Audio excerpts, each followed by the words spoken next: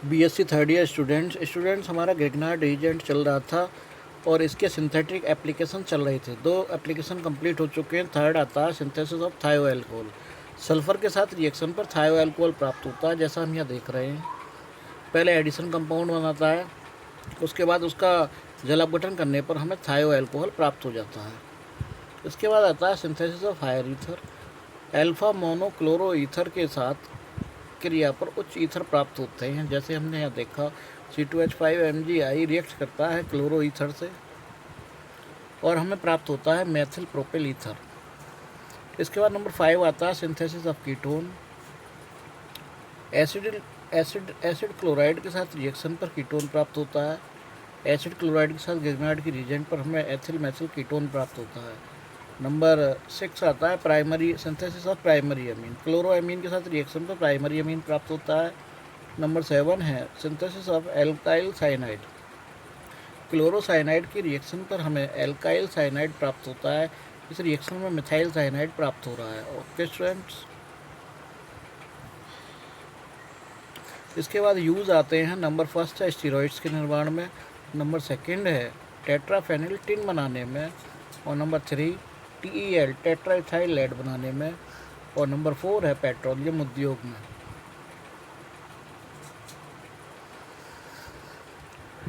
इसके बाद हमारा नेक्स्ट कंपाउंड शुरू होता है dialkyl zinc organozinc compounds.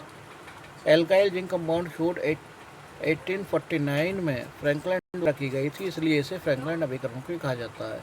ये इसका फॉर्मूला है RZnR या R2Zn, वेयर आज रिप्रेजेंट CH3 और C2H5।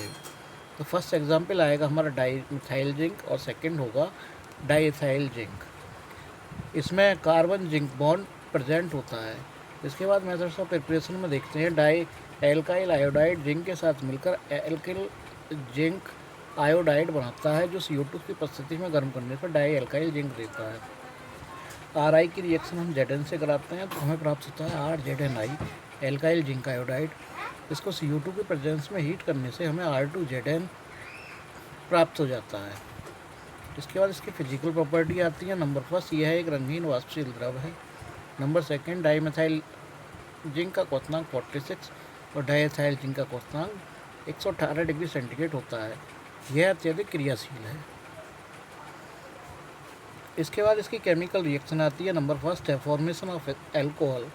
सबसे पहले हम प्राइमरी एल्कोहल देखते हैं। फॉर्मल्डिहाइड के साथ रिएक्शन कराने पर एडिशन कंपाउंड प्राप्त होता है, जो जल से रिएक्ट करके एन प्रोपिल अल्कोहल देता है। इसके बाद आता है सेकेंडरी अल्कोहल।